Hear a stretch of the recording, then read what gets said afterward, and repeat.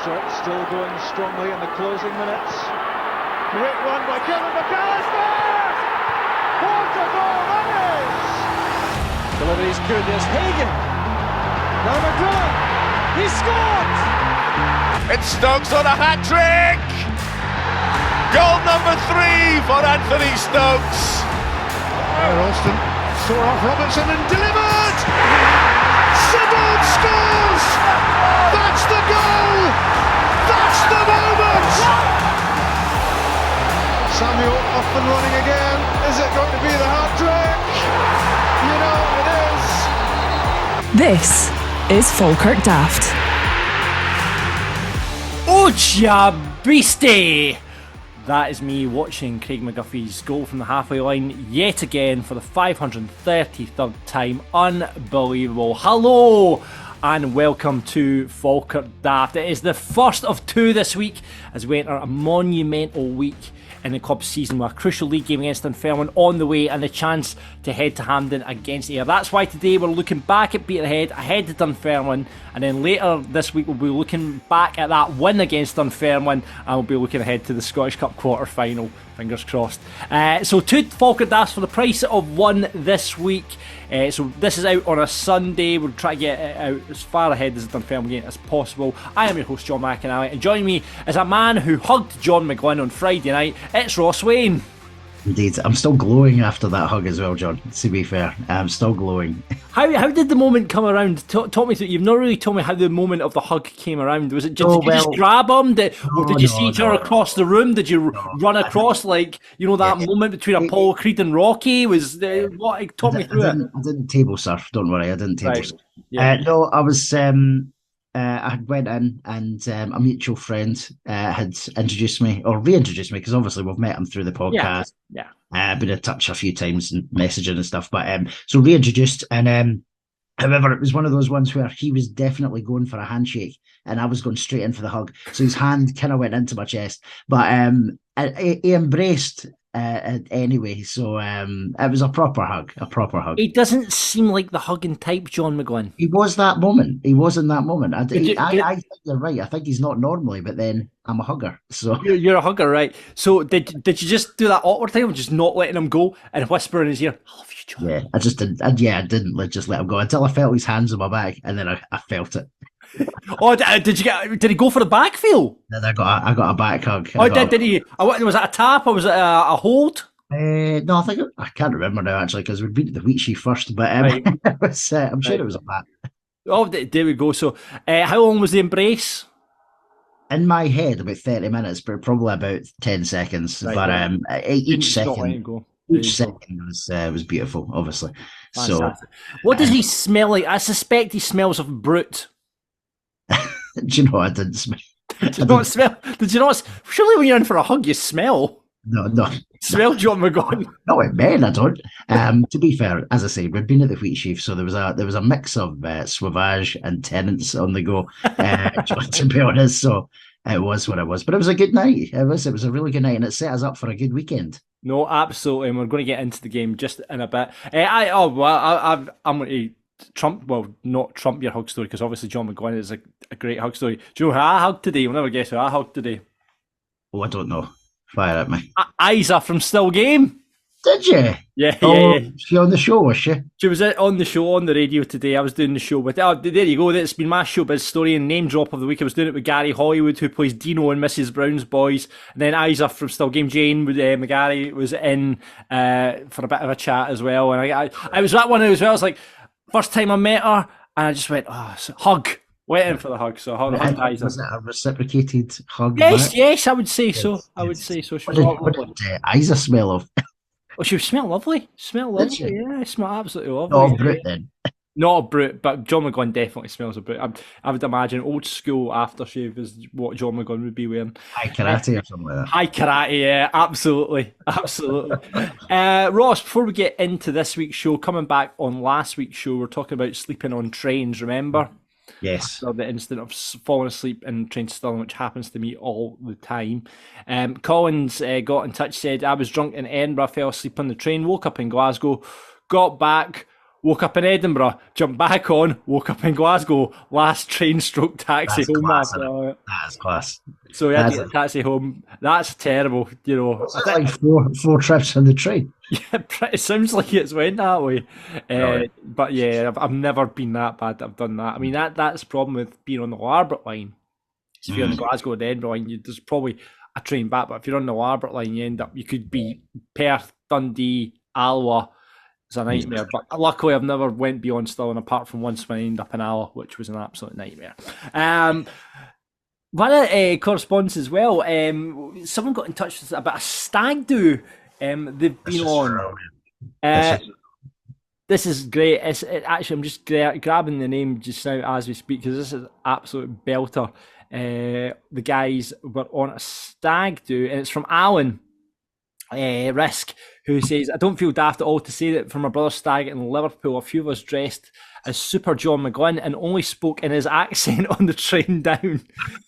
Conversations lasted 20 times their normal length, obviously, but they were approached by people in the same train asking if we were Falkirk players. Even had them combined. Convinced I was a data analyst until I told them the only talent I could see was the wrist action worthy of being a program seller. Brilliant. So the picture's fantastic. We'll share this on the social. We'll share it on socials, and if you're watching the video version, we'll pop it up just now. There they are, and all their glory. But I mean, how do you have a conversation as John McGuinn apart from get asked one question and then answer it for 10 minutes? Yeah, well, he's got a particular Edinburgh accent, isn't he? So I suppose it's doable. But yeah, just having a really, really, really long overlay answer to any question. That's the John McGuinn way. Absolutely. Got a shout out to our boy Jamie Douglas, our man in Montana, Bairn in Montana, has a farm out there, amazing life. You might remember him a couple of weeks ago. He said I was going to name after the scores. Who were we playing at? It was I can't remember who we were playing, but he called Edinburgh. Was it Edinburgh? It was Edinburgh we were playing. I said he was going to name the goats after the scores for Falkirk that weekend. So we had Callum and Gary the goats, right? So he's got 3 new goats, right? And you can see the picture if you're watching the video version right now. And he got in touch and said, right, whoever scores on Saturday, I'm going to name the goats after it. So here we go. We've got Max, Cole, and Guffey, who were born on the Saturday. So there we go. And he says we have one more baby that was born during the week. That's with her mum, who is with a friend for a week or so that we don't have a name for yet. So we'll see who scores on Tuesday night against them. So we could have another go. I mean, you could have 2 Callums, maybe, or 2 Garys, or 2 Maxes. Who knows? Indeed, a wee Max Latipi on the go. Yeah, we'll get into him in a bit. But yeah, so there you go. New goats into the world. Max, Cole, and Guffey in Montana. I love the fact that we're getting a Falkirk farm on the go in Montana. Love it. Absolutely love it. So yeah, let's get into a bit of club news before we move into talking about Peterhead. New initiative is the Falkirk Legends, which is going to take over the stand. The move will see the interior of the North Stand at the Falkirk Stadium rebranded to recognise 6 iconic figures from the club's history in the post-war era. Use a combination of the most popular nominations from the Falkirk fans with the input from the Falkirk Football Heritage Trust and Falkirk Support Societies. They've created 2 lists of players from different eras. Supporters are invited to vote for 3 players from each list, as we look to find our final 6 legends who will represent the stand. You can vote up until the 3rd of March this Friday. And because obviously we've got Ken McAllister stand, Alex Todd and Alex Parker, and the 95-57 Scottish Cup winners squad, they're already recognised. They've got a whole different list now, Ross. So tell me, John, who have you voted for? Come on, who have you voted for? I'm not. You tell me who you voted for first, and then right, I'll bring up mine, because I have definitely voted. So let me I'll need to bring up the link actually now that you've said it, because I can't remember. It was just the other day. Unless they've closed the poll and it's hidden. No, it's still there. It's still there. Still there, right. So, right, we've got from the older list, we've got the 45 to 83. I mean, you've got John Markey, George Watson, Wilson Hogan, Kenny Dawson, George Gibson, Andy Nichol, Tyler McLaughlin, Ian Hunter, Jamie McPhee, John Lambie, Kenny Dawson, Johnny Graham. Oh, there's so many. I mean, these are all players that weren't of my era. So No, likewise, buddy. I'm just going on reputation. I've just went for a bit of reputation. So I've done something similar. Right, so who have you gone for? So for that one, so 1945 to 83, I've went for John Markey, who I think he might still be like going to games and stuff, unless he's unfortunately passed away in the recent years. I could have swore he was regularly still going to games, which is amazing. I also went for John White, obviously, because I thought that's a brilliant one. And because he had a lounge named after him at Brockville, I went for Andy Nicol as well. Funnily enough, I went for Andy Nicol as well. What did you go for? Tiger McLaughlin. Of course. Read a lot about Tiger McLaughlin through the years. So I went, and the other one I went for is Bert Slater. Oh, of course. No, I mean, and that's just on kind of reputation and what I've read about them. So, I mean, I guess for our era, Ross, the kind of 83 to 23 is the kind of, it was the big one in terms of the players to choose from. Do you think there was anyone missing from the list when you looked at it? Mark Cairns not on the list, which I was very surprised about. What, on the newer one? On the newer one, yeah. Do you know Mark Kerr? Yeah, I did think he might have been on that one, because you've obviously got Lee Miller on there. Yeah. You've also got, do you know, yeah, you're right that Mark Kerr probably could have and should have maybe been in that one. I'll tell you who I've went for. So in the newer list, the three I've picked is, and there's not a theme here. You might accuse me that there's a theme, but so Sam McGuffey, obviously, for Sam. I went for Hoosty. So I'm definitely not going to ginger theme, right? I was good. Okay, who's the third one? Derek McWilliams is the third one. So that's no. It has to be, for me, it's got to be Russell Lappy. I was swithering, John, and I'm not going to lie to you, I was swithering between, because the only one there that probably in my head could and should be in, or could have been in, is Stainrod, right? But when I think about the number of games and goals and performances that Latapi, Hoosty, and Sammy did for the club, and it's not to diminish, because obviously I love Stainrod, right? Yeah. But in terms of his contribution to the club, I've went for those three. Do you know what? That's interesting, because I kind of thought on the same lines as Stainrod, as you have. I've went for Latapi, Scott McKenzie. Oh, I could. And Yogi. I mean, absolutely, yeah. For what Yogi's done what Yogi did, both as a manager and a player at this club, in the two spells he was here as a player, I think it always feels he always feels like a tainted name around Falkirk, and he shouldn't be, because he's the most successful manager. He did amazing. So absolutely.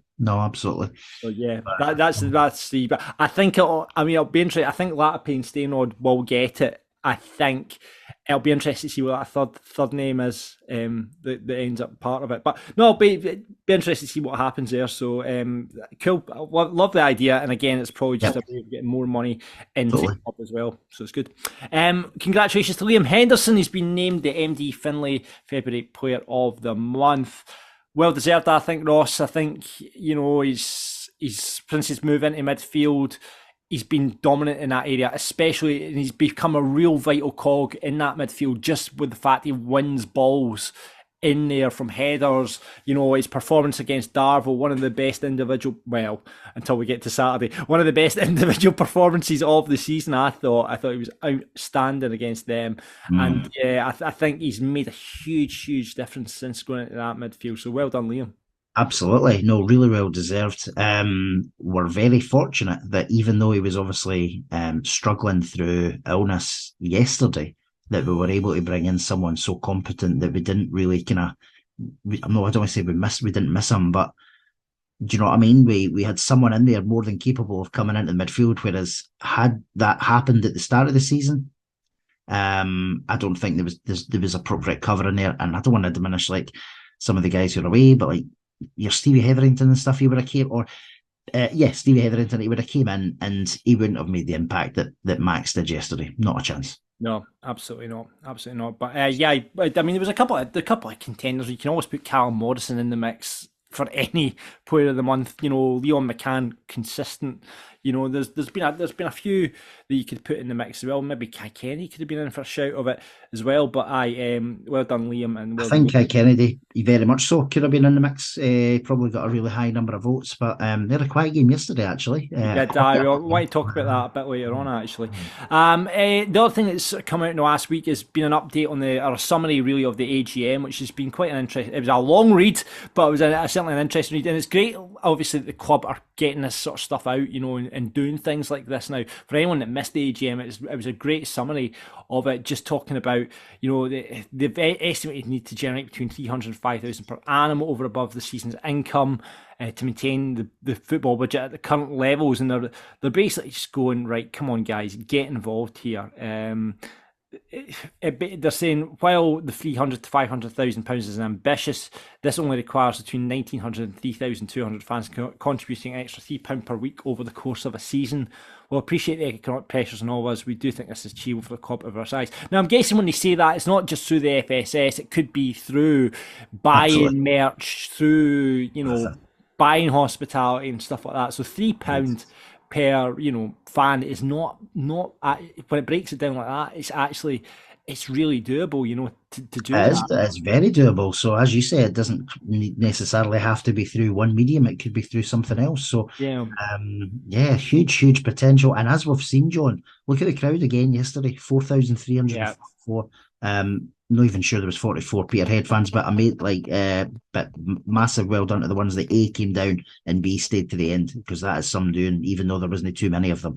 They're on a horrendous season, and for that amount of people to stay to the end with that result yesterday, well played to them. But there's definitely a huge potential when we're doing, like, even when we're not doing well, there's a huge potential. But see, when we are doing well and everything's clicking, it just feels different with the club, doesn't it? It does. It absolutely does. It does go on to say, sort of, we can't budget for another large loss and hope they'll be retrospectively covered via the investment that we've had this season. Going forward, we need to know in advance how much extra revenue shareholders and supporters are willing to commit in order to create a budget which a club can break even. From next season, this will be directly influenced by the appetite we have for fan funding for our club over and above its typical trading performance. This means continuing to do what we always do, buying season tickets, merchandise, hospitality, player sponsorship, etc., but also concern whether we can all chip in a bit extra at level we can comfortably afford. So interesting though, it didn't mention the Falkirk Forever scheme in the AGM update. So I thought that was a bit strange, because obviously it was a big highlight at the AGM, but it wasn't mentioned in the summary. I think there's like we talked about last week, John. I think there's more detail to go to it, so it makes sense for them not really to kind of advertise it or push it too much until they've actually got that level of detail. And as we know, hopefully it's all in partnership with the supporter society, and everybody's on board, and it's all kind of working in unison rather than kind of playing membership potentially off against each other. I don't think that's how it'll work out, but I think it's right that the club definitely take their time out, make sure it launches right. Obviously, season ticket stuff will come out in the next couple of months. Granted, that will depend on what league we're in terms of, but that the devil will be definitely in the details. So absolutely, no, but like I said, I'd be interested to see, read more into that and get more detail on it as the weeks go by. Right, so let's get into the game, shall we? Let's talk about Peterhead, because we're all itching to talk about that goal. And every week in Falkirk Daft, we like to invite our guest pundit, and this man probably needs no introduction at all. He is the voice of Falkirk Television. It's Luby. All right, boys, how we doing? Good afternoon, sir. Good afternoon. Good to have you on, Luby. We've been waiting to get you on this podcast for a long time now, so it's great to hear your dulcet tones out with the confines of Falkirk Television. Although, John, I've listened to Lewis's McGuffey celebration about 84 times. I have heard a lot of Lewis today, actually. Brilliant commentary. We're going to get into that in a minute, Lewis. But thank you for coming on. Need to ask you, Lewis, we ask every guest pundit this on Falkirk Daft. Now, you're not allowed to pick. In fact, we'll get your Bairn story first, Lewis, actually. Okay. How did you get into supporting Falkirk? That's the main question. I guess as a kid, I mean, there was, various influences in the background. There was some folk who were on my kind of dad's side of the family who ended up like buying a Rangers shirt, going, there you go, that's you'll be brainwashed into that side of it. So there'll be a picture somewhere as a kid to wear a Rangers top. And then You know, 6 months later, mum's side of the family going, no, we're green and white, pal. He'll be getting the other strips. There'll be a picture of that. And my dad was actually really open-minded about it. My dad didn't want to like brainwash me into a club one way or another. And when I was at the age where I started wanting to go to football, he took me to lots and lots of different games. He says, look, you'll make your own mind up. And long story short, pal, I just wanted to go to Brockville. Simple as that. Made the choice, you know what I mean? I think that's why, I don't mean this disrespectfully to like fans of some of the big teams, but I think when you make a conscious choice for a team, rather than like just being brainwashed into it, you kind of have a stronger connection. Yeah. Totally. Yeah, absolutely. I mean, my dad was not a footballing man, you know, and you chose Falkirk. I chose Falkirk. My uncle tried to get me to go and watch Hearts, but my mates were going to see Falkirk, so it was an obvious choice. And like you say, Lewis, just making that trip up the road to Brockville was just always a delight. So, no, absolutely. Lewis, you aren't allowed to pick Russell Latape, Simon Stainrod, or Ken McAllister. Who's your favourite Falkirk player of all time? Oh, out with the old Holy Trinity, probably Scotty Mac. Yeah. I'd have to say somebody like Scott McKenzie. And it's only as you go on through more and more years speaking to so many former players, you realise how much he was appreciated by them. Yeah, we're just actually talking at the top of the show about the Falkirk Legends initiatives coming in for the North Stand, Lewis. So has he got your vote on one of the three? He got one of my three. Yep, he absolutely did. Who got the other two? I'm now trying to think who I went with, because I debated over the last one, and I think in the end I went with Yogi as one of them. I think I had Latape, Scotty, and then I had it down to two, and I genuinely can't remember who was on that list now, but it was Yogi and one other. Well, if it's Yogi, I've got Snap, because I've went exactly the same Latape, Yogi and Scotty, so tremendous stuff. Right, let's talk about it, because we're waiting patiently for the highlights till midnight. I think every Falkirk supporter was staying up to midnight last night, because I did see on Twitter when it was just like this eruption of Craig McGuffie memes, gifs, everything that was going on.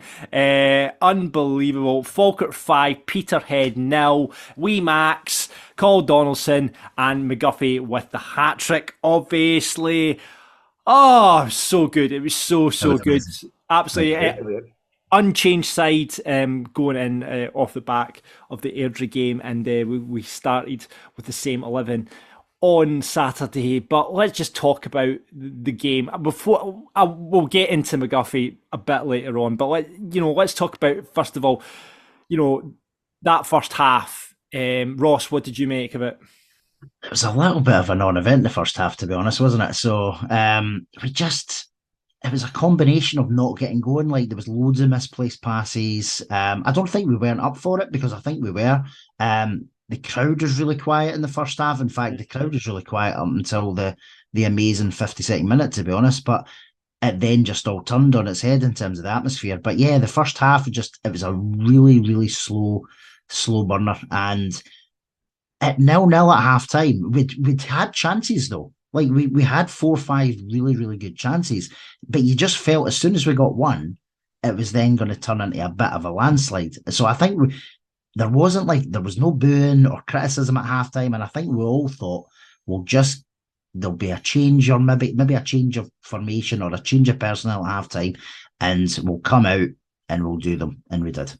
I mean, there were a lot of chances, Lewis. When you look back at it, you had the mistake from the keeper, McGinn, who, you had Morrison just trying to work space and work angles and get pot shots off, but just nothing really happened playing against that low block, No, I mean, Cal had 3 great chances, in the first kind of probably 50 minutes or so, and he was unlucky with at least a couple of them. Like you say, the McGinn chance as well.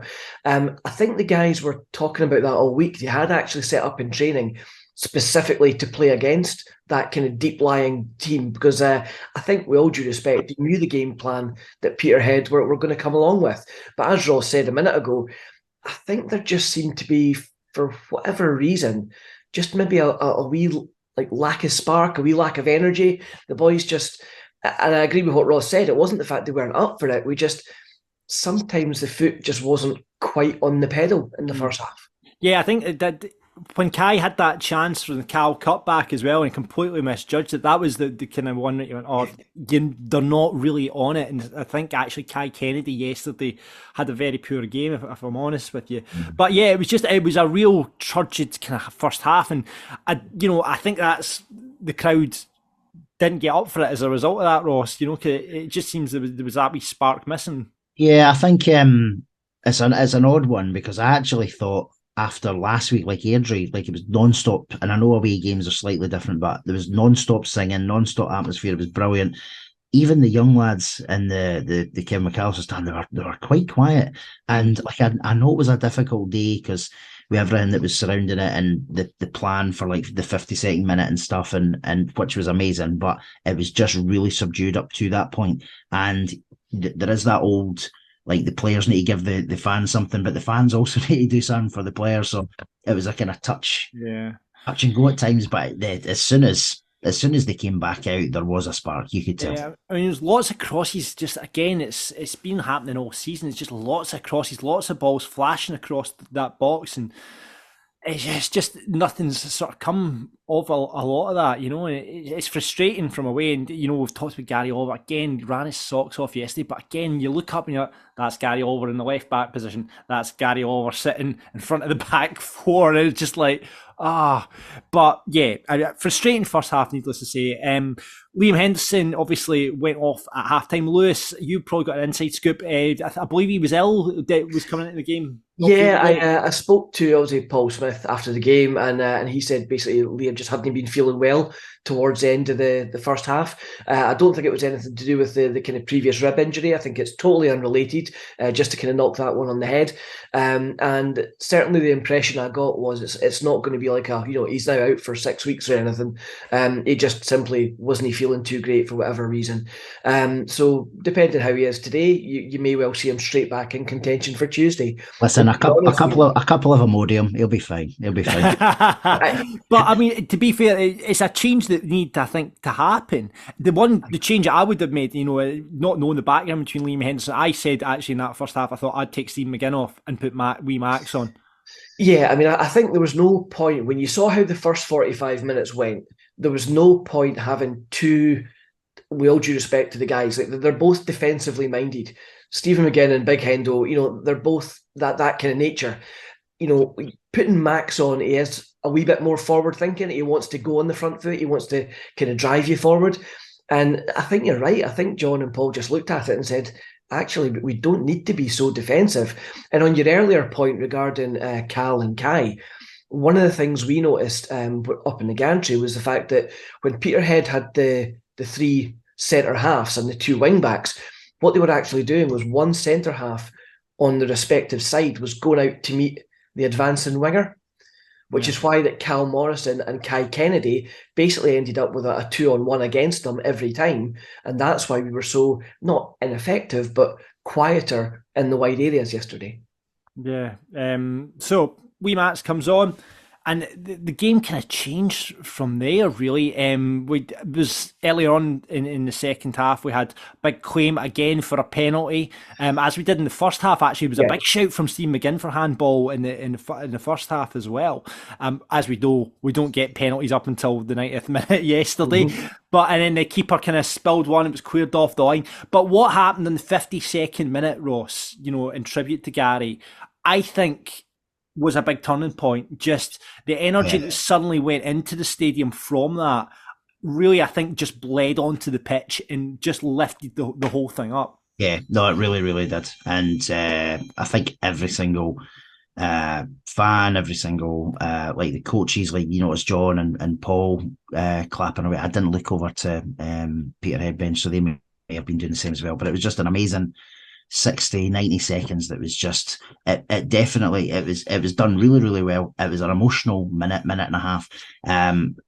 Lewis, I listened to your comments as well. Brilliant that the cameras kind of fixed onto the fans and stuff as well. Some well-known faces that knew Hilly well as well. So I think it did bleed onto the pitch though, and there was just that urgency from the players, but also we got a corner not long after it, and you heard the roar. Like, we'd had corners early in the game and there was barely a mutter, so it definitely changed the game for me. And don't want to look too far ahead because obviously I know we're going to preview Dunfermline and stuff, but we just need that from the first minute on Tuesday. We really do. No, absolutely. I mean, it did, like you say, and obviously, God, Hilly will be looking down, going. I mean, he inspired us to that one yesterday, so unbelievable. Because not long after we had wee Max, right, Lewis, right, come on, you're the commentator, give us the proper pronunciation. Courier is what we're going with at the moment. Right, and I haven't been correct so far. So, and to be fair, I asked John and he says, well, I'm glad you said that. I'm not even going to try. So I think that's the official party line. But yeah. We just call him, Ross just calls him the new Latape on this show. So that's it. Seems to be fair. John, we've not spoken about this actually, though. We got that message from Jamie Swinney, though, didn't we? Because about the gym. Yeah. Oh, yeah, yeah. You got to tell us story, Ross. I'll tell you about. So, Jamie was in the Kevin McAllister gym really early. I think was it last week or the week before? Yeah. Last week, yeah. And in walks Max to do some sort of pre-work before training. And obviously Jamie's got the speakers on, so it's just him, and it was the podcast that was on. And Max hears his name in reference to Latape, so he quizzes Jamie on what does this actually mean. So I had to explain to him that I'm saying we, John, it was more me saying that he was the new Russell Latape in the making. But what a player! What a player! I mean, he really did. I mean, the wee man's good, isn't he? God Almighty, he's good. I mean, if St John's have got better players playing for them at the moment than him, they must be have superstars playing there, because wee Max, unbelievable. He's, what I like is he finds space. He finds some of his passing's exquisite, absolutely exquisite, and he puts himself about. He's a wee guy, but God Almighty, I think he got shrugged off the ball and then but he was back in there, straight back in there, win it back. Oh, he's great, and it was a good crossover from McCann and a great finish for the first one. Yeah, absolutely. And the one thing that people don't really mention too often in the last week or so is crossing actually from set pieces. Oh. It's really good as well. There was one moment right before Cole Donaldson scores his goal.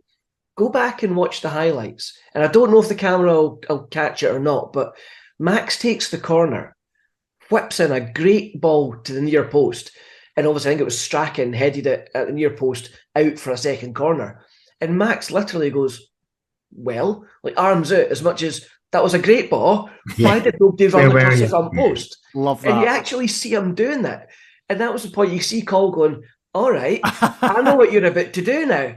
Yeah. It's the exact same play. Yeah, Go back and watch it. It's the same ball again. He goes, no, I've just put that on a plate. The problem's all you boys. We're going to do that again. And that time, Cole goes, I'm with you, wee man. I ken what's coming now. Right, now the big question, obviously, because Cole Donaldson's goal comes really quickly after Max's first. Did Cole get a touch? Because I've seen a few people saying it went straight in off the corner. Well, certainly Cole said he got a touch.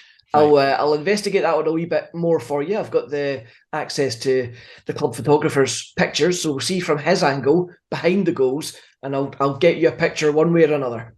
Right, we'll clear that up. I don't want to take Cole's. I love Cole. You know how much I love Cole, Ross. I don't want to take a goal away for the big man, because he's absolutely. I've still got dreams of him leading me out hand in hand as a mascot. It's going to happen. It's going to happen. Lewis, we need to make this happen. And I've just realised you're the perfect person to make this happen.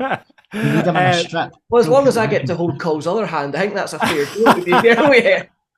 Fair enough, right? We, Lewis, will go out hand in hand. The height differential there is really bad, though, because you've got Cole, you've then got John, and then you've got. You're on about. So yeah, and then let's just get into it. The McGuffey show started. He comes off the bench, and I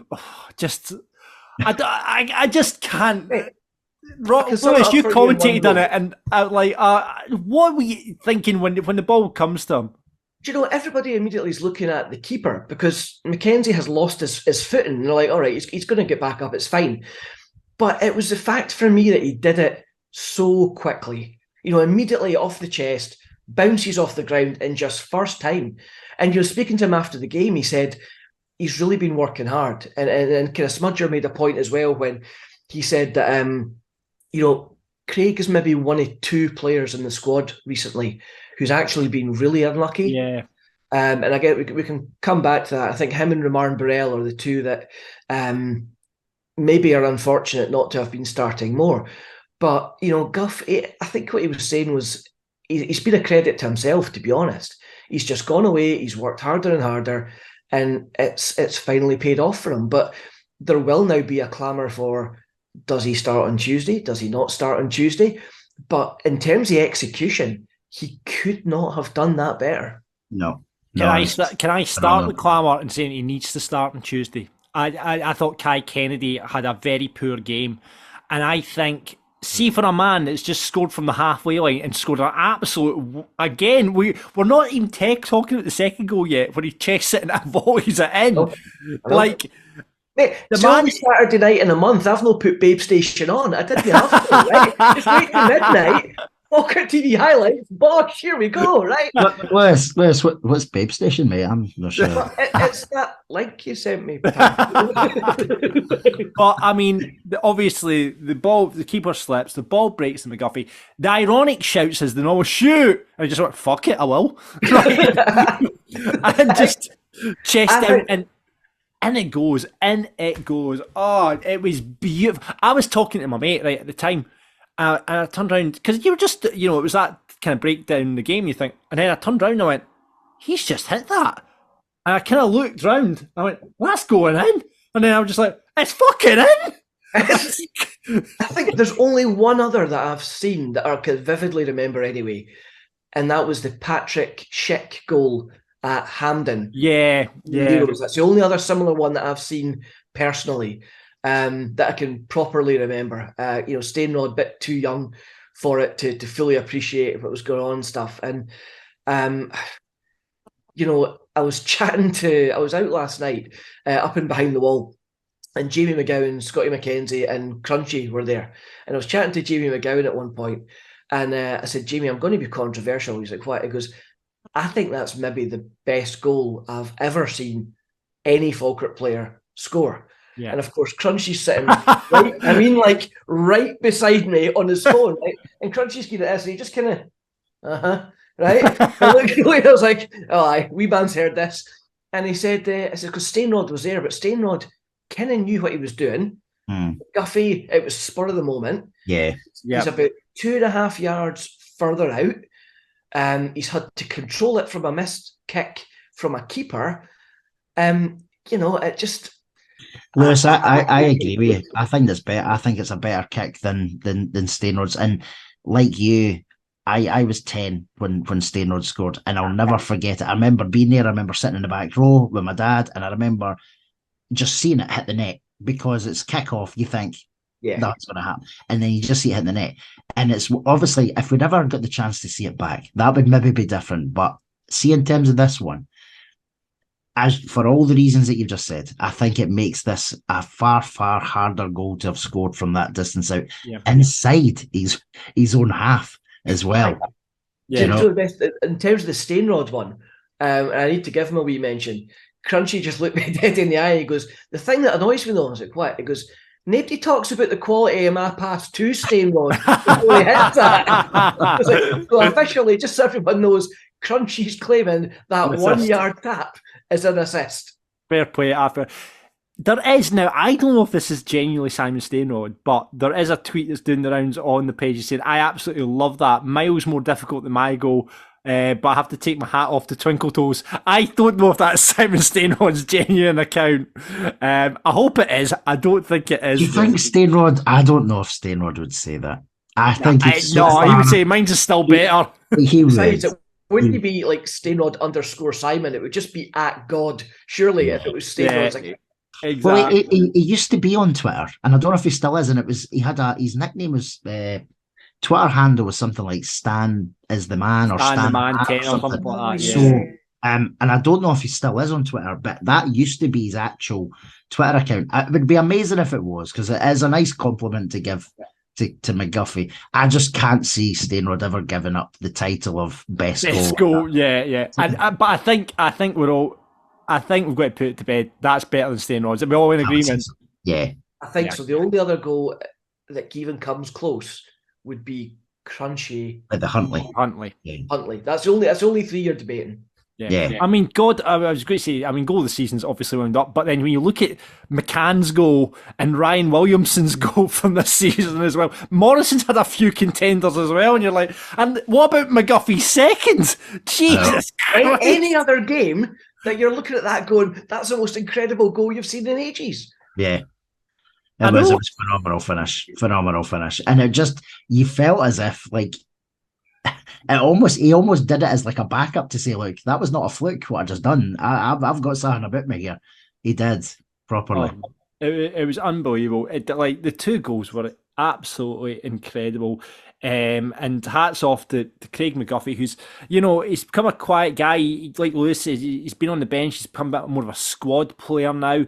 As Paul says in his interview, that, he's been very unlucky not to get into the side. He's got to go in on Tuesday. He has to go in on Tuesday. After that, the confidence for him. Now, Kai's a good option off the bench, and Craig's not got the pace that Kai does, but his shooting ability from outside the box, as we've seen, and we've seen him. It's not just here. I mean, he scores goals like that. He scores goals like that all the time for us, and he doesn't have the pace that maybe Kai does, but he has a bit more of a physicality about him. Kai Dunfermline on a big physical side. Peterhead were huge, fucking massive. Yeah, they were absolutely massive. You sides were big guys, I think McGuffey and his physicality going up against that Dunfermline side and the confidence he's going to have running through his veins he's got to start for me.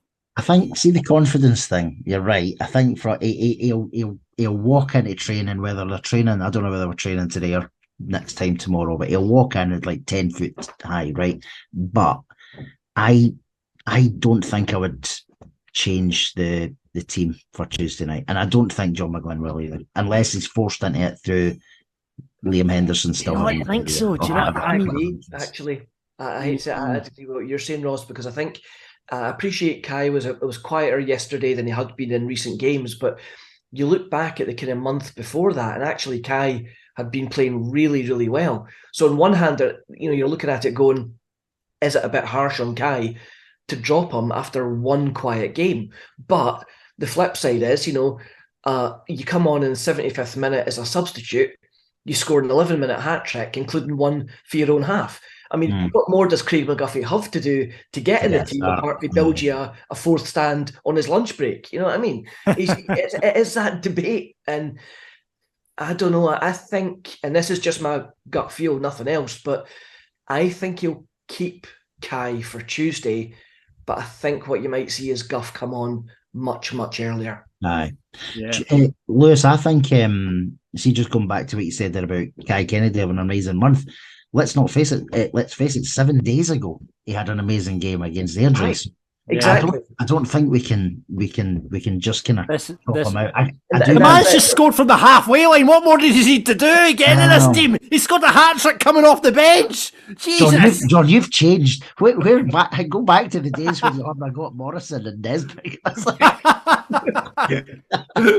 All right, okay. Right, so I'm on the McGuffey train now anyway, so that's it. I mean, when you look at the options that come off the bench, though, when you've got Guff coming off the bench, when you had Burrow coming off the bench as well, and putting himself about and should have probably scored as well. I mean, it gives us this lovely riches. Jordan Allen, I bet he was fucking raging that McGuffey was on his hat trick because he thought he would have been taking that penalty. He wanted it. So Cal wanted it, and then Cal was raging because Cal was off the pitch. And then I think Guff I asked him about it before the camera went on, but I think he did say it again on camera that Guff has just scored two of the most amazing goals you'll see. He then wins the penalty, and then Jordan's like, "Ma ball." And Guff's like, on the bus, get yourself to, right? Just fuck off, wee man. You're not getting it, right? So, striker's instinct, Jordan wanted that penalty. But I think you're right. It was purely the fact that Guff was on the hat trick. If he wasn't on the hat trick, he would. But I did see there was a bit of a smile and a laugh between Jordan Allen and Craig McGuffie when they were deciding. I like that about Jordan Allen though, because that's what you want in a striker. You don't want someone who's scared to hit. Like, remember bloody Stevie Lovell, scared to hit the ball. So you want someone who's got a bit of confidence son about them. And I do like that, but I can understand why he never got the goal. But what about that? A penalty as well. A penalty in a halfway line goal. It's like, honestly, as a Falkirk support, go and put on a lottery ticket, because Christ almighty, unbelievable. I honestly thought I had lost count of the number of times this season that I had seen, like, being as objective as I can for a second, taking off the old, navy blue glasses for 1 second. I reckon there was at least 7, maybe 8 times this season where I'd seen fouls, handballs, whatever, that you just look at and go, that's not even a difficult decision. That's an instant, that's a penalty. And of course, there was all the kind of conspiracy theories coming out about it, in the background. And I just think at least it gets that monkey off the back, first of all. Yeah. But it's, as you said earlier on, John, it's the fact that you're in the 90th minute, the game's already dead, and at least maybe now we'll see what happens going forward. No, absolutely. Got to put a shout out to the referee, Peter Stewart, yesterday. One of the few referees that I've not had many complaints about. I saw Nesbitt got booked, but assuming that was dissent, because it happened, and I think it was not long after the McGuffey goal. I thought the referee had a decent game yesterday. He was not bad, to be fair, when you compare him to some of the kind of homers we've had in the last few months. You summed it up recently on one of the episodes. You were saying that it shows how bad it is when Willie Collum was the best one we've had all season. Yeah. But to be fair, it was absolutely true, because some of the decisions, the one that gets to me is, do you remember about 2.5 months ago, cast your mind back to just before Christmas, and it was Juan Alegria, and he goes bursting through towards the Kevin McAllister stand. And I genuinely forget who it was we were playing. But was that the Airdrie game? I want to say, was it maybe Airdrie or Montrose, one of the two. And he gets to the edge of the box, and the defender looks at it and goes, I'm no getting round them. I can't do it. You know what? Fuck it. I'm just shoving him down. Yeah. 2 hands in the back, down he goes, and you're like, it's as clear a penalty as you'll see. And everyone in the stadium erupts when he's like, why have you not given that? But what made it even more incredulous was the fact that next week, the very same thing happened. I don't know. I'm glad we've finally seen one. But let's see another one on Tuesday night. Aye, well, that would be nice. Listen, there was obviously something in the water yesterday, because 3 weird things happened, right? One, Falkirk got a penalty. You mentioned Willie Collum. I think he gave one to Rangers, which is very rare as well. And then Ryan Williamson was on the bench. I know. I couldn't believe it. I saw the big man. Oh, jeez, I was going to go get a selfie with him. Jeez. He was too busy putting out the cones, so that's what he was there to do. PE teacher mode. Right, okay. Do you know what, Lewis? Let's hear from the management team. John McGuinn didn't do the interview after the match yesterday. Any reason for that, Lewis? Or he's just getting ready? I just got told by the media guys that it'll be Smudger rather than John, but John was there afterwards. So he was just doing something else. I'm not entirely sure what it was, but there was nothing. Watching McGuffey's go and having a good wank. Probably. I couldn't blame him, to be fair. In the ref's room, like just quietly locking the door and ripping the heat off it. I mean, it'd be the same, let's be honest. Listen, John's my friend. I can't have his I know you've decided. I'm getting danger money. I'm John's stunt double this season, right? Right, okay, let's hear what Paul Smith had to say after the match when he caught up with the one and only Lewis Connolly. Paul, a good 3 points today. Yeah, very convincing at the end of the day. We knew Peterhead would come here and make it very difficult, get men behind the ball, which they did, and certainly their game plan worked in the first half. We just had to be very patient.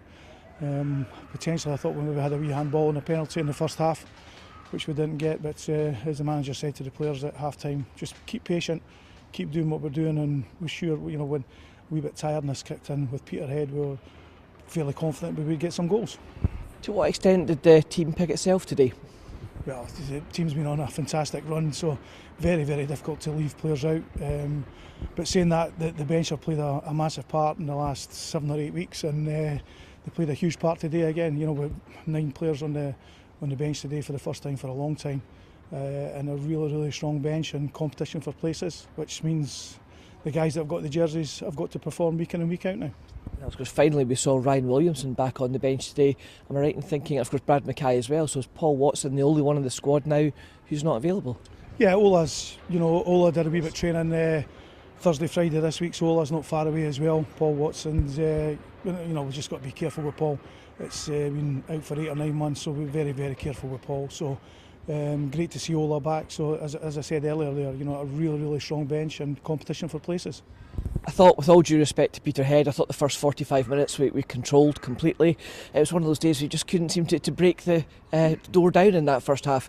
From a management perspective, what's your thoughts at half time when your team's been so dominant in the first 45? Yeah, as I said right at the start, we knew that was going to be their game plan. Get 10, 11 bodies behind the ball there, playing from the 18-yard box, probably 35 yards out. So they were really compact, really difficult for us to find spaces. We got in behind them a couple of times, but possibly not enough in the first half. But as I touched on earlier on, we just told the players to keep doing what they're doing. We knew, they would possibly run out of legs, get a wee bit tired, concentration would possibly drop with them, which it did, and run out worthy winners. Max Kucheriavyi had a great impact when he came on at half time. Was that just purely a tactical change to go with a more natural centre midfielder, or was it an injury related change? No, Liam wasn't feeling too good in the first half, so we just decided to make that change and put Max on, and fantastic to see him get his first goal, and I think he showed real. The stadium is now out of event mode. He showed real composure during the game, and delighted for him to get his first goal for us. And from that point, really, with all due respect to Peterhead, I thought when we got that first goal, is it fair to say we never really looked back? We knew that, right from the start of the game, that once we got the first goal, they would have to open up a wee bit, which they didn't open up too much. But as I said, I think they run out of legs a wee bit, and our quality certainly shone through. And the bench coming on, the bench is so strong, and we mixed up there with Craig coming on. And delighted for him to get his 3 goals. That's the thing, surely when you're bringing a sub on, with all due respect to Craig, pretty late in the game, you're not expecting him to bag a hat-trick, never mind one of the most sensational goals I've seen at the stadium. Yeah, two great goals, but his first goal will take a lot of beating for anyone, that could be goal of the season. An absolute great touch and just a wonderful strike and a great finish. Absolutely delighted for him. It's been a wee bit difficult. He's not had a lot of game time lately, so he keeps his head down. He works hard, really hard in training, and he certainly showed his quality when he came on today. Lewis, you actually had to do a bit of work this week. Got more than 2 questions away with Paul. It's my first time. The boys said that to me a few weeks ago. I think this is the 10th year I've been doing Falkirk TV. I think it was a year of just the interviews and then 9 of the comms and stuff after. So I'm expecting the old Barcelona testimonial at the end of the season. But I've never had it so easy as I have with John. Because typically, I reckon 3 questions, maybe 4 questions at a push is all you need. And he'll just, his memory's great. You've seen what it's like. He'll just go through the whole game. And it's almost like he'll interview himself. So, how John, what do you think about it today? Oh, great, we were brilliant, we won 3-0, we did this, that. And then he just pauses, and just when you think he's going to stop, he'll go, could we have been better? Well, yes, we could have done. That's my fucking line, you. I know, so they worked hard while McGuffey was ripping the nut off it. Watching the McGuffey go back. So, by the way, shout out to the 10s, like Ross said at the start, 4,334, absolutely fantastic stuff. Obviously, there's a lot of free tickets given away with the kids doing the cycle the right route stuff, which was great. Again, the entertainment around the stadium for the kids, which was great. And they all got a wee free pie and juice and stuff as well. So really, really good initiative from the council there.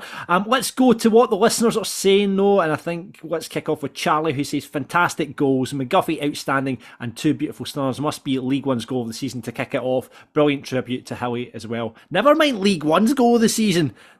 World's goal of the season. Oh, yeah. 100%. Scott said, best second half I've witnessed in a long, long time. Halfway goals and the fabled penalty. That one's for you, Hilly. Absolutely. Alexander couldn't fault a single player. Mackie looked a bit more composed than last week. Big call was solid. Max was class when he scored, and I was chuffed to bits for him. The way he ran to the south stand to celebrate the lads, a class act. Do you think, I know you guys are thinking McGuinn, Max has got to be in contention to start as well. I would play him Do you play McGinn for experience? But if Liam's fit and able, I'd put Max in for McGinn because I thought McGinn again. Maybe this is working though because he comes on. Maybe if he started a game, he wouldn't play as well. So I think if it's not broken and Liam's fit to start, I think he'll start. But I think Max could come in and just be that. I don't think we would notice McGinn or Henderson not playing. I think Max is that good that he could just come in and slot right in and away we go. Yeah. The only thing I would add to that is it's going to be a physical battle on Tuesday. If Dunfermline puts somebody like Joe Chalmers, for example, in the middle of the pitch, that's the only thing that may imbalance it a wee bit. And the one aspect we've maybe not seen too much of Max on so far is in a real physical battle and how he handles that. And I'm not saying he won't, but we haven't really seen it yet, just the couple of games he's played in. I think, gut feel, if everyone's fit, you go with Stephen McGinn and Liam Henderson again, because they'll stand up to the physical battle, definitely, you know that. And the experience point you made as well, John. I think it's one of those things. What we said earlier on was, Kai had one quiet game, and you could probably go around the whole team right now and say in the last 6 weeks, every guy will have had one quiet game at some point. Yeah. But overall, it's just working. Yeah. Just keep doing what you're doing. Yeah, absolutely. Leslie says, gutted, backed 4-0, and stupid McGuffey goes and spoils it by scoring his hat-trick goal, our first penalty in over a year, 3 minutes into injury time. Cheers, Craig. Yeah, I felt sorry for the away fans, actually. Imagine traipsing down from Peterhead to watch their team park the bus, an articulated lorry, and dig a trench at the halfway line. Once the first goal went in, never in doubt, and set the teams up nicely for the trip over to Fife. Can't wait for Tuesday already. I know. Linda says 3 points, a clean sheet, 5 fantastic goals, including a McGuffey wonder strike. She says God's is still better though.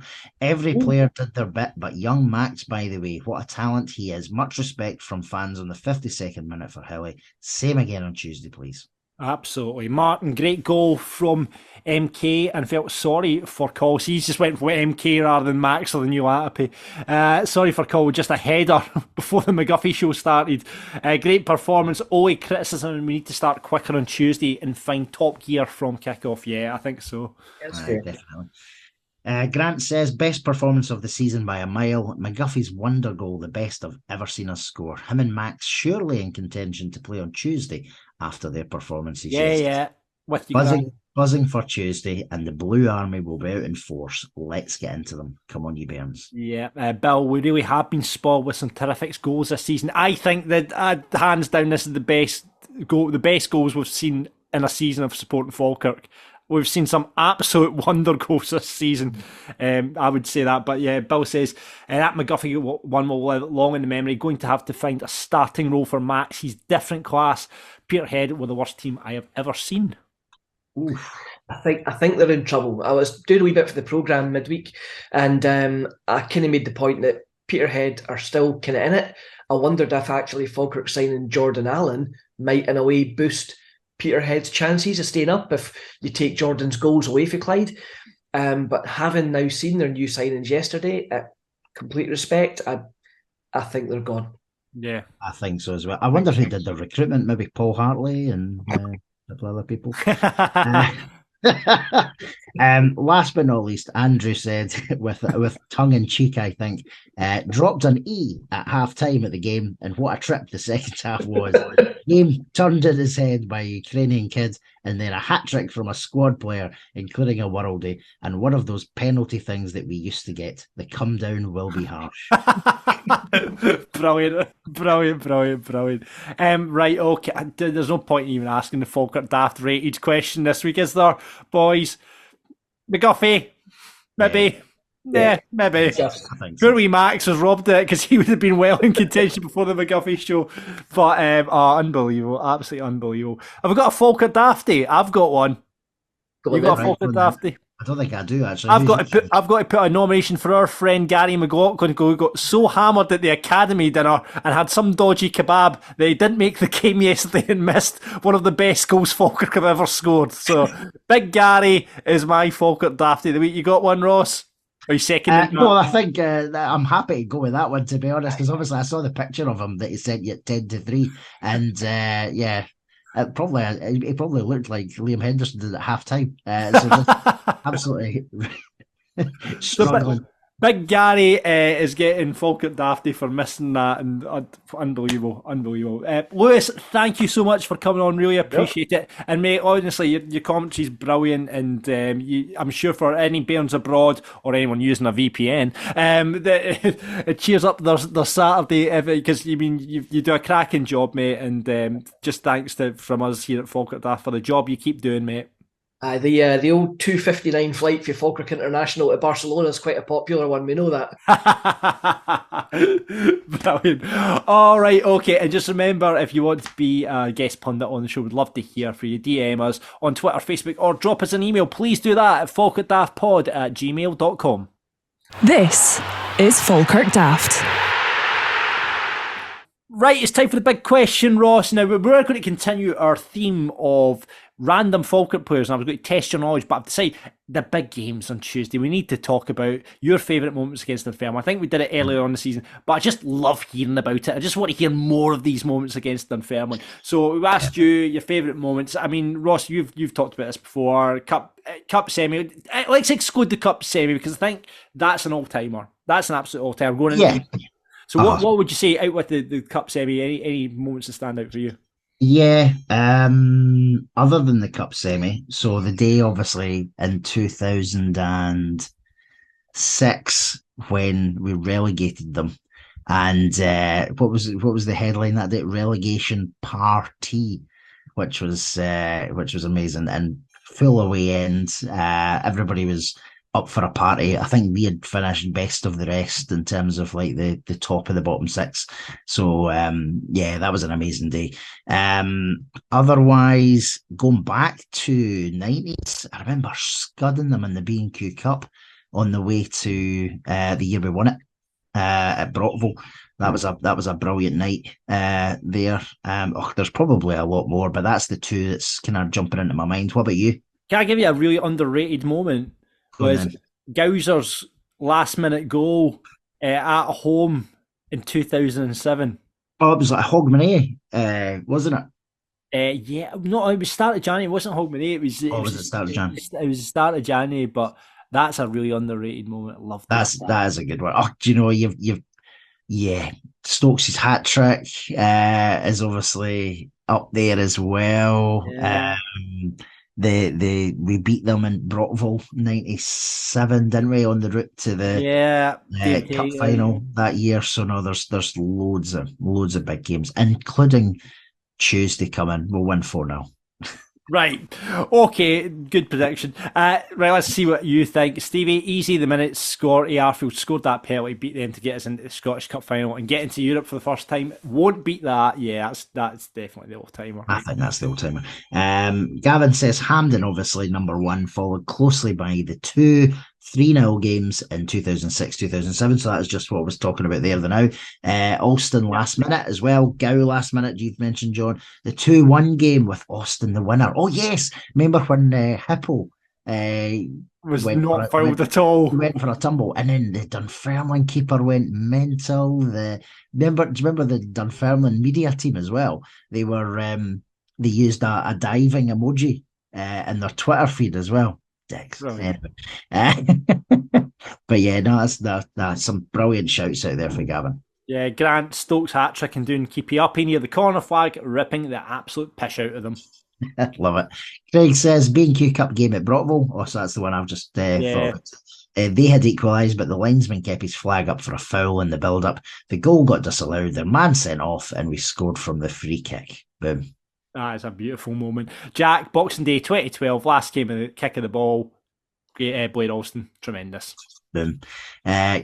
Kevin says Botti Biabi. Oh, of course. Remember he got sent off for it, but remember he done one of their players in. I think it was a League Cup game. maybe about 7 or 8 years ago. Brilliant stuff. Well, I'll be happy. There's a blast for the past. We've got Barry says beating him at hand without having a proper shot on target, and 2 academy players scoring the goals. Beautiful. Indeed. Gavin's just mentioned one that I said as well, the relegation party. There you go. Our friend Andy White says Evo Den Beeman equalising late on after Scott McKenzie's screamer. What a goal that was from Scotty. I remember that one, and like that was in the days before the phrase limbs was a thing, and I just remember that away and being absolute carnage. Everybody falling down stairs, over seats, everything. It was brilliant. Yeah. And there we go. Finally, Ross.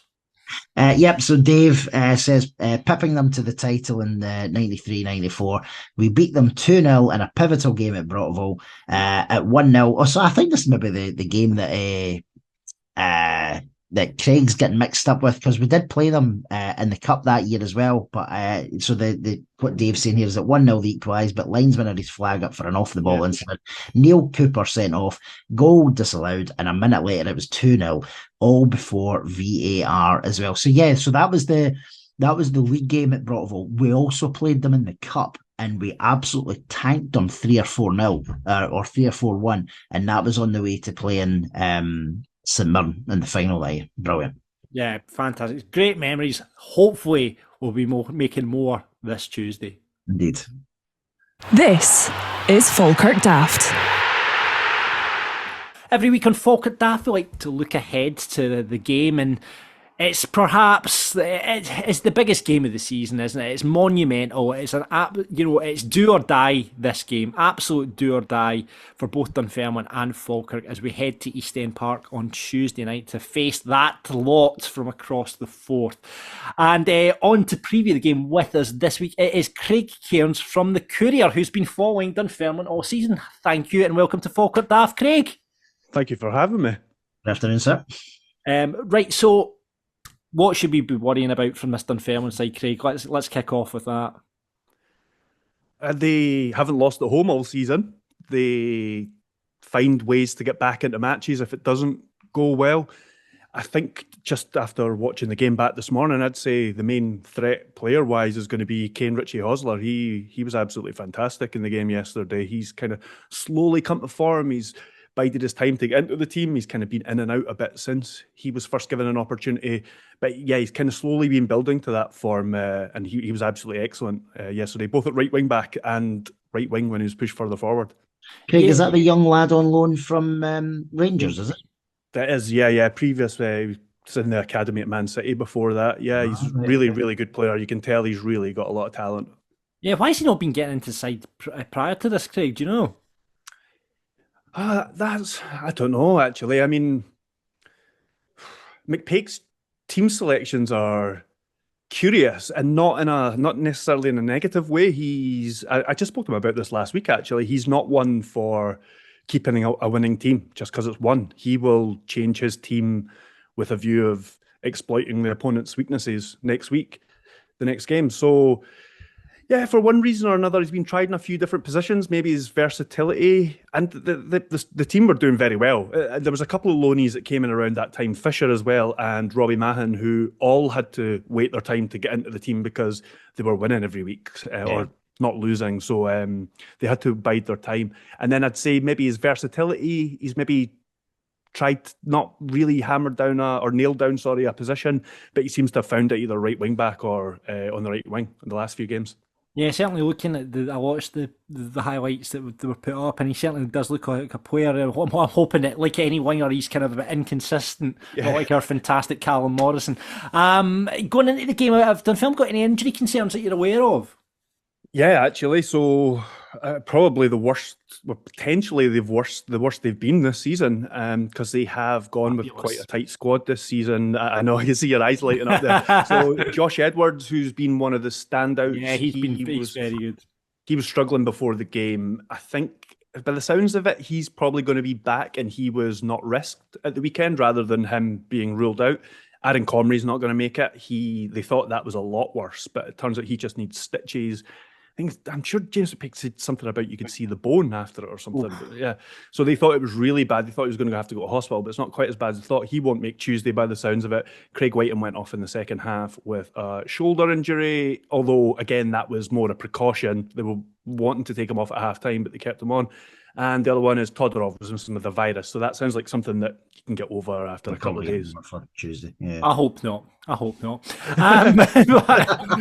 I mean, Dunfermline, we've talked about it. You talked about their home record not being unbeaten, but they seem to. The hope I've seen in this is they've lost most of their points at home as opposed to on the road.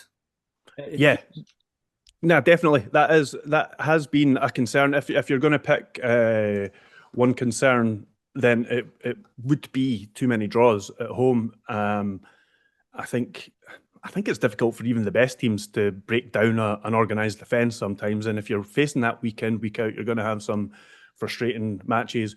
Dunfermline could have been better in some of those. Yes, there's matches that they've won that they could have been 3-4-0 up in the first 20 minutes or something. And there's other games where they've had that and then they've taken to the last minute to score, or they've had to come back from 2-0 down or something like that. But they've always shown the fight to get back into it. McPake, as I say, changes his teams a lot, but he changes his shape within matches a lot as well.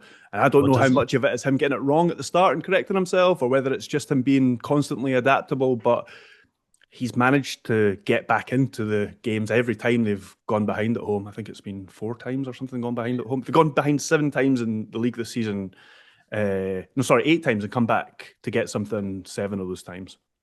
Craig, I think that's a really good stat, because obviously when we last went to East End Park in September, we started the game really, really well and obviously scored. And from our perspective, we're thinking, right, we're going to crack on. Dunfermline were great in that first half. They then changed, as you said, they changed their style, they changed their system. Granted, they got a silly penalty from our perspective, but they went on and got the point, as you know. But so that is interesting. That's kind of how they've been kind of getting back into games where it's not been, the plan A's not been working. Whereas, as we've just been talking, I think Falkirk will likely line up with the same winning team. But where our advantage has been in the last couple of months is that the bench has been really, really strong. So when he has made changes, they've made a massive impact. Yeah, McPake was saying to me last week that he sometimes goes into matches with substitutions in his head before he goes on. I think this is quite a kind of modern approach to management, with it being a squad game and you having 5 subs and things like that. So I think that is a really good point about Falkirk, because you look at the difference in the squad now compared to the last time the teams met, and the benches are just it's full of much more depth. I'd say Dunfermline are in a bit better place than they were back then as well. I mean, we know we've just spoke about the injuries, but taking the squad as a whole, it's a lot deeper than it was. I mean, O2 came on in place of Edwards, played instead of Edwards, and he was very good. But they didn't have him earlier in the season, so there's cover there. So yeah, I'd say it's the same for both. But McPake does like to use his substitutions tactically. Yeah. What have the supporters made of this? I mean, I guess supporters are all delighted because the top of the league, 5 points clear of us. But has there been any sort of criticism over the kind of style of football Dunfermline have played it? Are the supporters tend to be quite happy about it, Craig? When they're happy, when they're winning, I think that's the same with every football team, isn't it? If your team's winning, your fans are generally happy with that. I think when there's times when.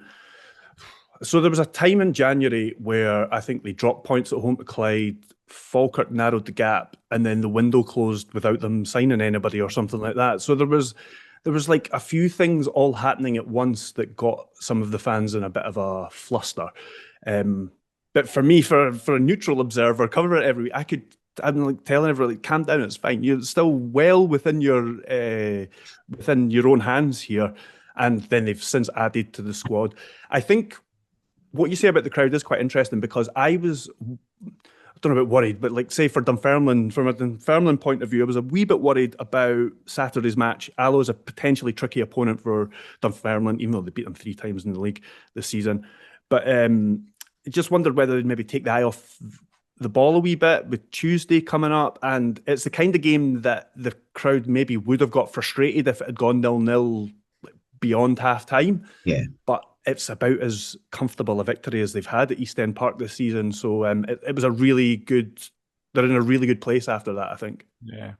I mean, the manager, McPake, came out and said that, and I'm sure this is something that will get pinned up in the Falkirk dressing room against them, was saying that Airdrie are the best side in the league, aside from Dunfermline. I mean, that's going to be ammunition to the Falkirk players, is it not? Well, I think the two things... Did you get the scoop on that, by the way? No, well, I was there. I was a team of reporters there when he said it, yeah, but I made it the headline, yeah. Two things I'd say on that. I'd say from a Dunfermline, if you're just taking the matches that Dunfermline have played, I think there's maybe an argument to say that Airdrie have played the best football, but then Airdrie lost a 3-0 lead and lost the game. So there's an argument you could say that Falkirk is still the best football inside.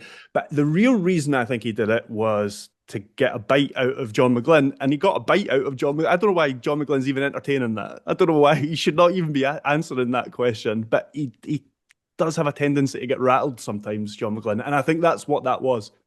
Yeah, mind games from James McPake doesn't surprise me. What is there any fears from Falkirk over that side of the Forth? What do you think Dunfermline feel threatened by from Falkirk, Craig? Well, their recent form, definitely, but the main worry is losing the title to their rivals. That's the main worry.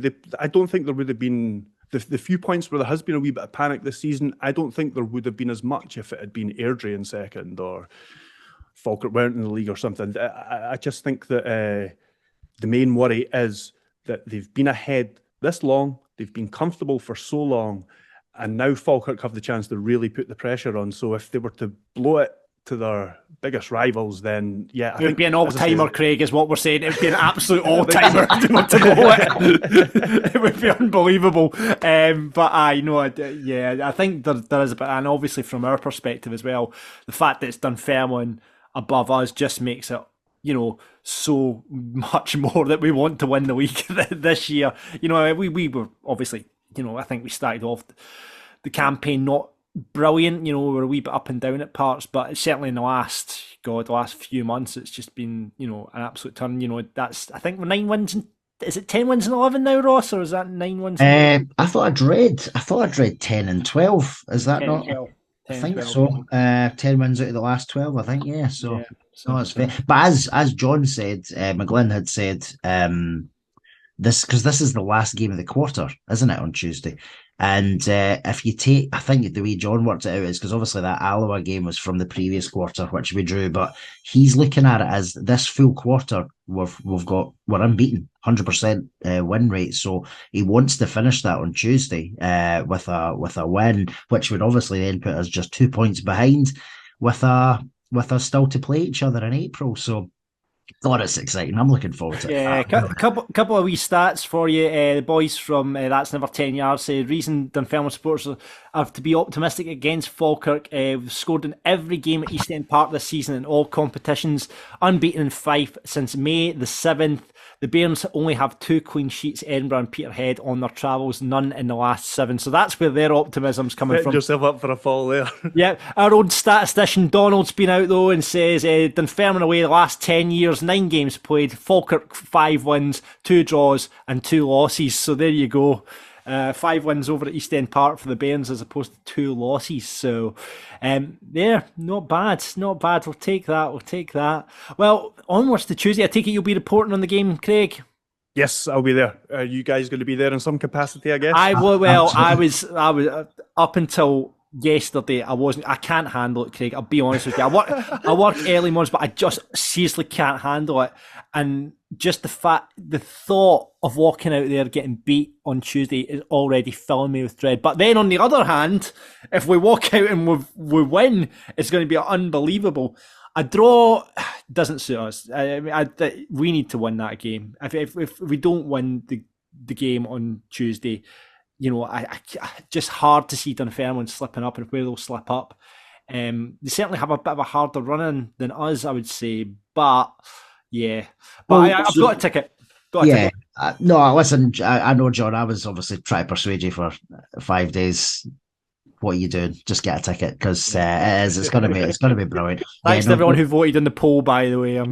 My wife was like kept voting no. That's why the 7% that voted no. That was my wife and my mum and my family just saying no. No, don't go. But no, it'll be amazing. There'll be a huge crowd there. I know Dunfermline. I'll have a big crowd in the night. We'll have about 2,500, if not more, there on Tuesday as well. So it's all shaping up to be a superb night. And I am I know, John, we've not spoken about a prediction, have we? No. I think this has got the element. This could be Super Tuesday Mark II. Oh God! We'll come for you first in your prediction then. Yeah, well, I'm going 4-0 Falkirk. There we are. Right, okay. I'm going to say I don't want to. I'm not even making a prediction. Let's go to the neutral on this, Craig. What are you thinking? I'm going to be really boring and just say 1-1. There you are. I think a draw's coming. I think we're just going to be exactly where we were after all this build-up. That's my prediction. Yeah. I hope not. I'd like to say a draw doesn't suit us. A draw really doesn't suit us at all. We need to win this, so we'll wait and see. Craig, listen, thank you so much for coming on Falkirk Daft. Really appreciate your time, and you can hear all about Craig in the Courier every day of the week. He'll be reporting on the sports pages. Craig, thanks very much. Cheers, Craig. This is Falkirk Daft. And that is it for Falkirk Daft for this week. Episode 1 this week. We'll have a second episode coming out later in the week for hopefully we're talking about a win against Dunfermline, and then looking ahead to that big cup game against Ayr. What a week we have ahead of us. Honest to God, I can't handle it. I actually can't handle it. Especially after just coming off the high of Saturday and those goals, to then going into Dunfermline and then a Cups quarter-final. It could be momentous, it could be disastrous. I don't know how I'm going to feel. Right, but we'll be recording an episode this week after the Dunfermline game, so we'll see how it goes on. Indeed. John, I've and thinking, and it's nice, hopefully it's going to be a nice birthday win for him, but I've had a message in, and it's a 90th. Oh, wow. Message, yes, a 90th birthday. His heart's not good. This game on Tuesday's not going to do that boy's heart any good. That's true. Now this is a Falkirk legend. He's Falkirk Daft 90th birthday. So John Fraser, happy birthday to John Fraser. Now this message has came in via an unorthodox route. So everybody's pal, Stevie Beveridge Smudger, is in the courtyard this afternoon, and his message to say he's bumped into John, he's having a big chat with him, and it's his birthday, and he wanted to let us know. John watches the podcast every week, Stevie says. So there's a massive 90th birthday shout out to John Fraser. He goes on the Falkirk Supporters Association bus with the guys and Jimmy Ray and stuff like that. So fingers crossed we get a win on Tuesday for you, John. Oh, hopefully. Just while we're on shoutouts as well, I had a message from my friend Anne Rice, who's been dragged into basically the Falkirk family via her husband, and she's doing Shrek the Musical, which is coming to St Mungo's High School the 11th to the 15th of April.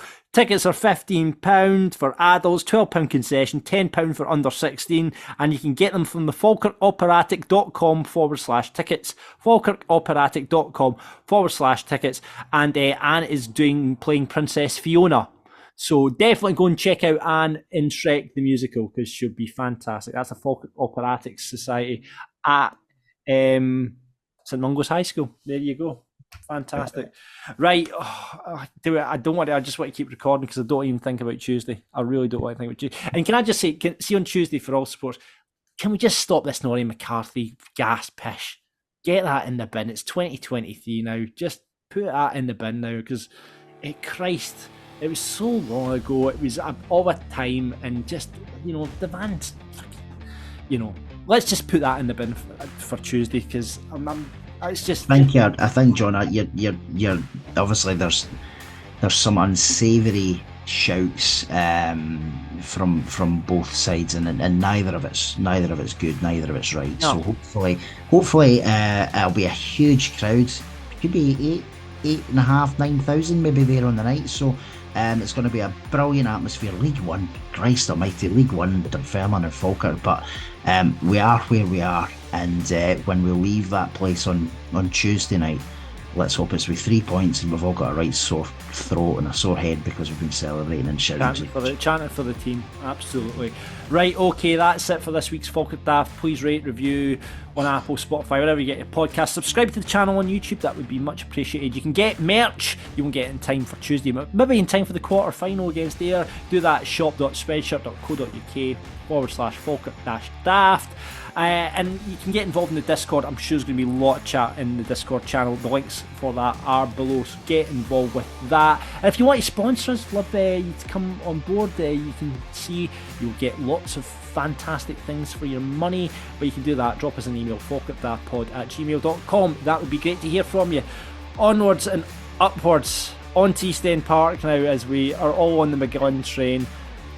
It's all about Craig McGuffie today, though, the Craig McGuffie show, so well played, big man, and fingers crossed later in the week we're talking about a Falkirk win, Ross. Oh mate, honestly, Super Tuesday, hopefully. Super Tuesday Mark 2. That would be lovely. I think our catchphrase for the show and for Falkirk, it's so relevant this week, so absolutely relevant this week, and what's that? Expect unexpected, buddy. Come on the Bears. Even a penalty and a halfway line goal!